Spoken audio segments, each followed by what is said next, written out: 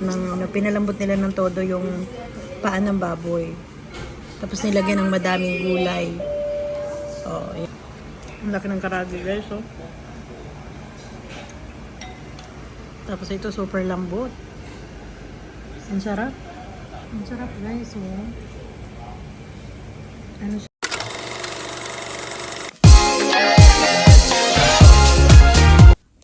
Scan to subscribe. Ang sarap guys, oh.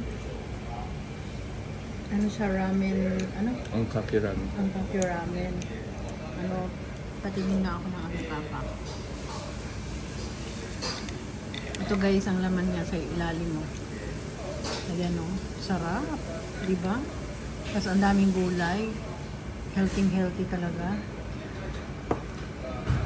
Tapos merong ano, salad. Ito naman, ano, fermented, ano, vegetable. Ito masarap din to yung dessert nila. Yan. Sa mga Chinese food, laging may ganito. Pero, kakaunti ang kanin. Kasi meron kami masarap na chahang. O, diba? Masarap ng fried rice nila, guys. Ito yung pinaka-favorite ko dito. Nasa hot plate siya. Ang sarap. Diba? Ang sarap. Panalo sa lasa, no? Ang sarap nito. Gusto mo? Mamaya magtikim ako ng ano, yung main niya. Mamaya tikman ko yung main. Yung main lang. Yung soup ang sarap. Talaga? Favorite yan ng aking husband. O, diba? Sarap. Sarap, no? Tsaka maganda dyan kasi healthy. Napakadami ng gulay, eh.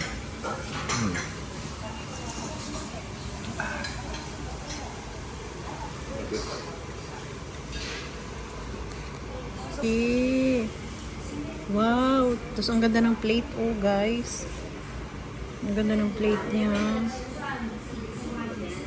Ano to, pinakamalambot na part ng, ano, pinalambot nila ng todo yung paa ng baboy. Tapos nilagyan ng madaming gulay. Oh, ayan oh. May bell pepper, sibuyas, carrots. Para siyang ano, para siyang sweet and sour.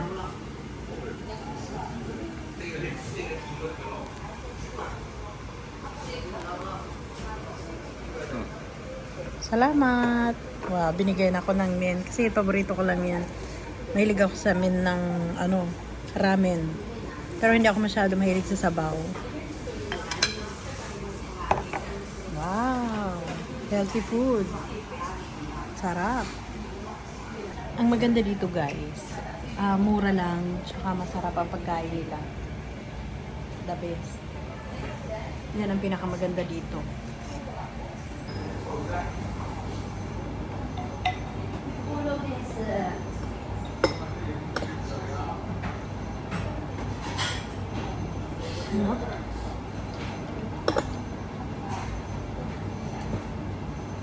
Ano man?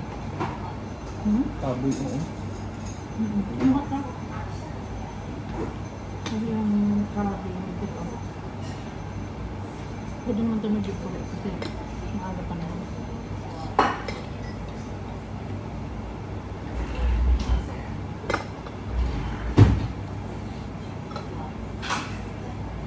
Guys, ang sarap nito.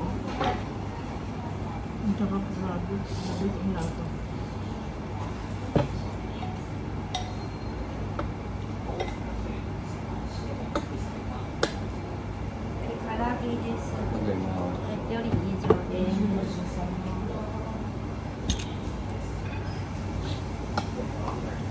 Dahil tinan yung karami.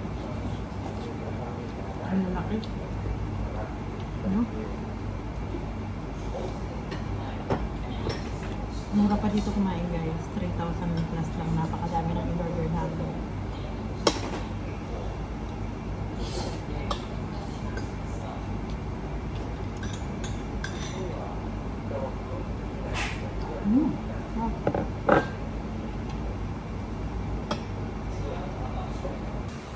Ang laki ng karagi guys, oh.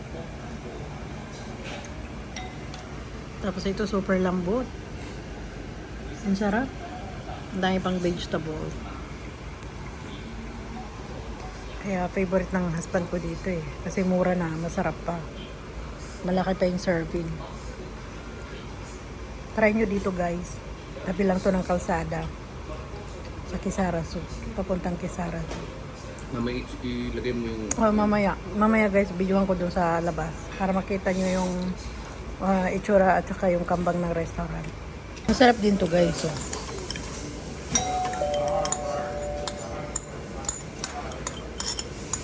Masarap guys oh. Naubos namin dalawa oh. Hindi ah. Take out Ay, eh. may take out pala. Sorry. Akala ko naubos lahat eh. Bisa mo tambay tayo mo. Mm. O, diba? Ganyan dapat pag kumakain. Diba? Kinakain lahat. Ito nga, may take out pa kami oh. O, diba? Para hindi na ako magluluto pa rin sa bahay. Bayad na. Bayad na tayo. Wait. Wait lang daw. Ang daming kakain dito sa labas eh. Mga parating. Dito tayo sa gilid. Kaya makaharang tayo dito. So guys, ito yung restaurant. Papakaya mo basahin yung kanji? Wait lang. Dali lang guys, Okay, Google. translate namin para malaman nyo yung name niya sa Romaji. Yeah. Hindi mabasa eh. Iba yung lumalabas. Kogen. Tapos mamaya Kogen. Kogen. Tapos yung dito, Kasi yung address niya guys is ito. yung address ay 340-4 yan. Ito yung address guys oh. 340-4 Sasago, Kisarasa, Chiba 2920032. Ayan guys, so puntahan nyo na. At ang sarap ng pagkain dito guys. Pindutin mo. Doon ka sa... Siyempre sa driving seat ka. Ayaw pala. May kuruma mo. Feeling ko ikaw magdadrive eh. Ito yung kotse ng asawa ko. Ito yung kotse ko guys. Kasi diretso na yung asawa ko sa sa work. Guys, pakakain. Upo lang muna kami dito mag-asawa. Then after that, diretso na yung aking asawa sa Trabaho. Work. Kasi night shift ako this week. yes. Ako naman, diretso na sa bahay, uwi na. Hindi na ako kailangan magluto kasi naka-take out na kami guys. Ang maganda dito, pag pumunta kayo dito sa, ano nga ulit yung pangalan? Kogen. Kugen. Ano meron siya? siyang may hiragana Kugen. Chinese restaurant siya guys ne. Mm-mm. Chuka ryori. Chinese food. Pakain natin ang aircon para hindi tayo mainitan. Ang maganda dito guys sa Kogen restaurant, dito sa Chinese restaurant na to, napakamura ng pagkain. Tapos, masarap. At ang lalaki ng serving. Tapos pag hindi nga naubos kasi meron naman siyang mga serving spoon, pwede ka mag-request ng manghingi ka ng lalagyan para pang take out mo na lang. So pagdating sa bahay, rako ka na o relax ka na kasi hindi mo na kailangan magluto. Kakain na lang, 'di ba? So yan, nagpapahinga muna yung aking husband. Ganda ng location guys kasi gilid lang siya ng kalsada oh. Oh. Dati may 7-Eleven yung sarap po kaso sarado. Diba oh? Tapos ang laki ng parking dito guys. Malawak. Pwede rin dito minsan magdaos ng mga birthday, ganon. Ayan siya guys oh. Sulit talaga. Yung binayaran namin 3,000 mahigit lang. 3,000 yen. Tapos nakita nyo naman kung gaano kadami yung aming mga pagkain sa lamesa. Magpapanong, sulit na sulit no? Naka-take out pa kami ng 2 putahe. Busog guys, at saka pasensya guys, masama yung pakiramdam ko kasi nahilo ako. Kaya pahinga muna siya saglit. Alas 8 pa kasi yung pasok niya, kaya pahinga muna siya. Habang waiting kami dito guys, na medyo magpadilim pa ng konti kasi masyado maaga para pumasok yung asawa ko. Kantahan ko muna siya ng Beautiful in My Eyes. Kasi di ba kahit mga lalaki naman, pag maganda sa paningin mo or gwapo, beautiful in my eyes pa din yan. You will always be beautiful in my eyes. Ay! Tinulugan ako ba? Nakaka-relax yung boses mo eh. Matulog ka. Ay, pogi man siya ni. Ayan ang naka-uniform na siya guys, ang trabaho niya. Engineer kasi siya.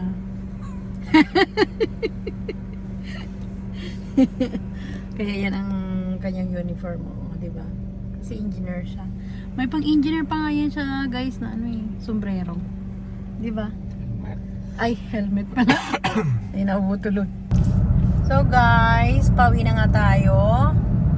At tapos nang kumain. Kaya let's go na. Diba? Maya-maya lang nasa bahay na ako guys. Please follow me on Instagram, TikTok, and Facebook. If you are new in this channel, please don't forget to subscribe so that you are updated to our next videos. To those who wish to get a shout out from our video, please comment down below.